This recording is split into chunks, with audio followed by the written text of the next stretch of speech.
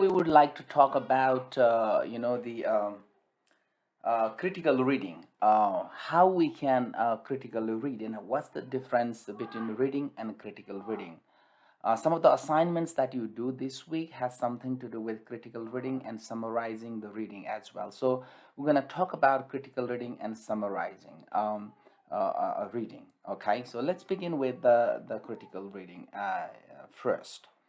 um, so more about talking about critical reading, it's about, it's moving beyond decoding words and going to a deeper understanding of text. You don't want to just read something surfacely, but you try to, understand, analyze, you know and critically perceive the text itself. So that's why the critical reading is always important. So how we define critical reading? When we talk about critical reading, uh, through that we will be able to create, now we can create, we can evaluate, and we can analyze, uh, you know through critical reading. It's a reading with the goal of reaching a deeper understanding of the text, and then we try to apply to our, the apply the information in a new situation as well, and we'll understand and then we remember. When we read critically, we will not just simply surfacely read it and forget about it, but we will analyze it and try to understand the deeper level of it. Okay, so critical reading definitely requires you to go beyond just, decoding of the text, but we would further analyze, interpret, and evaluate text, and also including developing an awareness of the strategies a writer is using to communicate ideas. So as we critically read, we'd also be able to figure it out what kind of style and strategy the author has used, to understand, to make the text more persuasive and informative as well.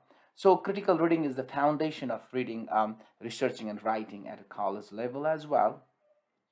So that is about, how, if you want to understand what critical reading is.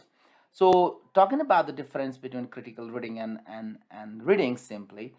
So when we talk about critical reading, it's a deeper level of reading. You will be able to analyze, and you will synthesize it as well. It also will reflect on your own, experiences, through readings. But surface reading, I mean, reading is simply the surface reading, and the goal is just to understand what the article is about, what the text is about. Okay.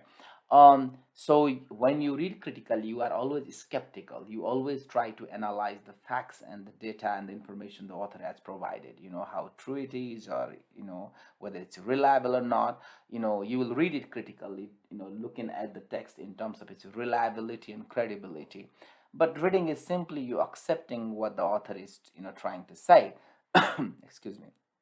So you also will consider the structure, the language, the choice of words, and the dictions, how the author has used to make the text more persuasive and effective. But you will not be, aware of the structure and style the author has used if you read the text, simply if you read the text. Okay. And again, so, so that's why when you read a text, try to read it critically. I know it takes time, but of course that's the whole idea of critical reading. You take your time and read it thoroughly. That way you will be able to analyze it critically, and that way you will be able to apply to your own, the real world, life situation as well.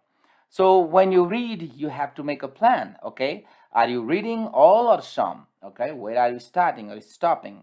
You have to prepare how much time you want to, take. Of course it's gonna take, quite some time. It's because it's different, from just simple reading. And also, it might be tiring as well, because it takes time. But when you critically read, you'll also will be, reading a couple of times, not once. And also you will annotate, meaning, if you like the place where it is, you might want to have, give a tick mark. If you doubt, you will just, give a circle mark. We'll come down there in a little bit, but that is what we call annotate. You annotate the reading. And also you will reflect and connect. You try to reflect on your own life, real life situations or your experiences as well. That way your reading becomes very memorable as well. All right, so that is what it is. So talking about annotating text, annotating text helps you. The word annotate comes from Latin aid plus notate, to mark or note, and refers to marking up a reading. I'm not going to read it everything. Everything is in there in the slides, so you better read them, but you will try to understand the text better. That's the whole reason why you want to annotate the text.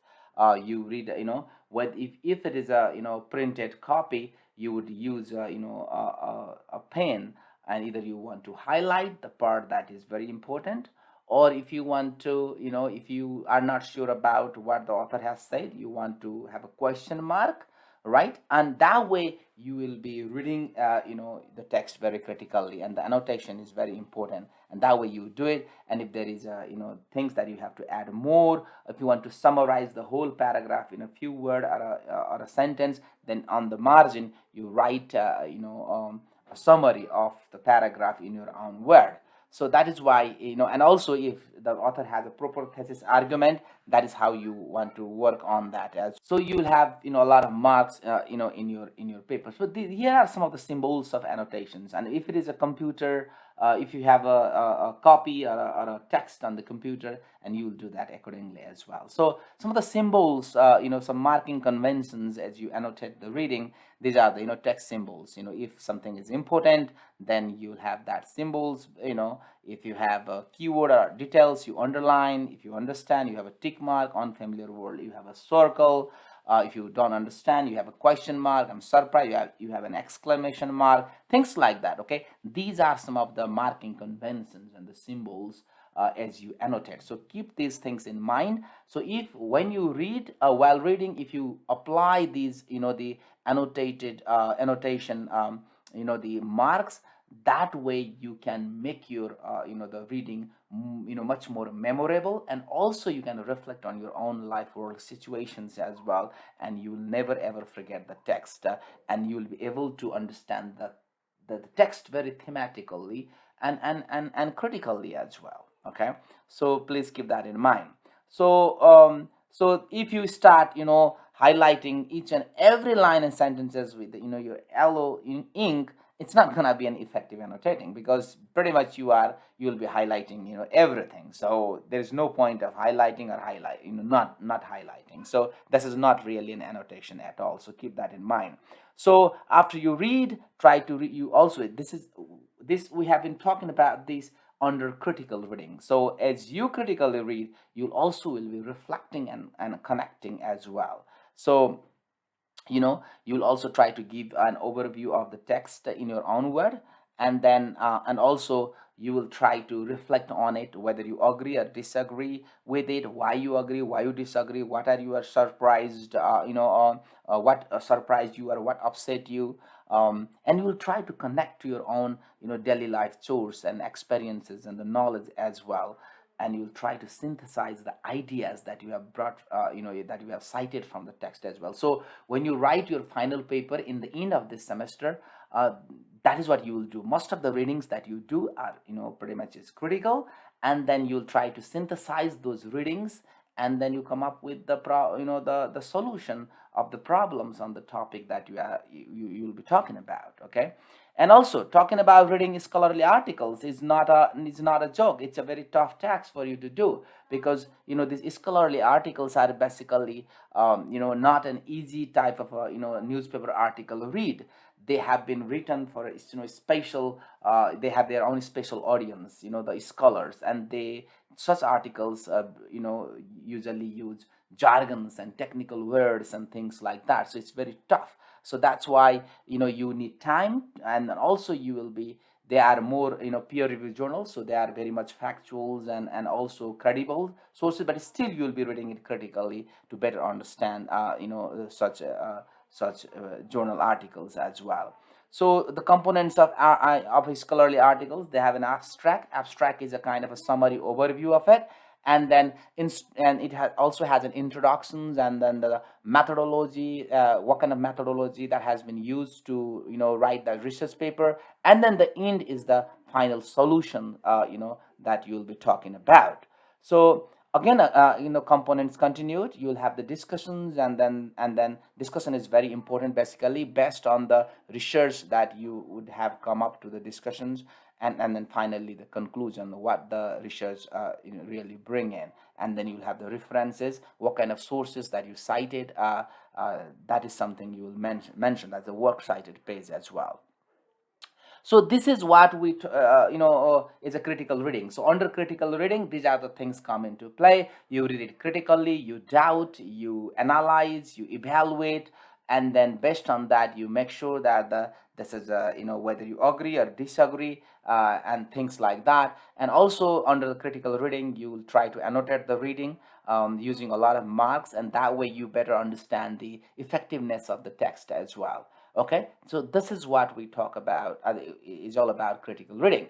But going back to summarizing an article, this is more about giving a summary overview of the article as well.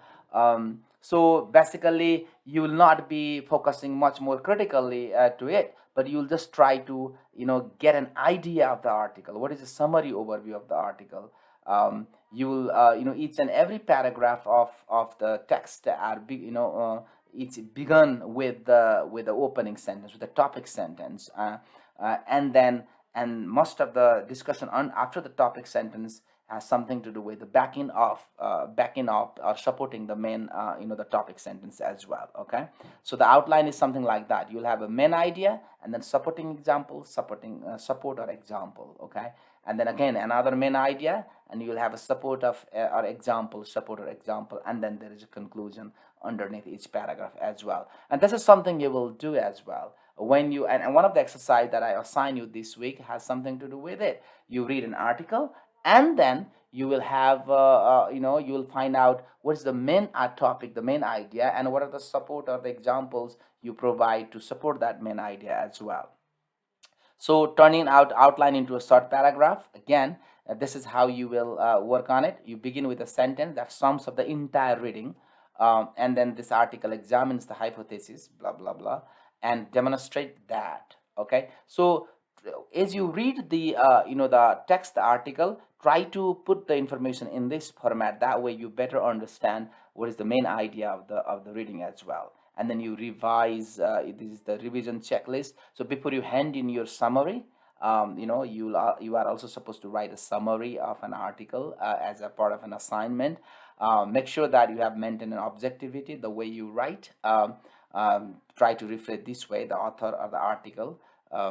Have you used your own words? Make sure that you have not copied word to word verbatim from the text. That again will end up being a plagiarism. So please be away with that from that.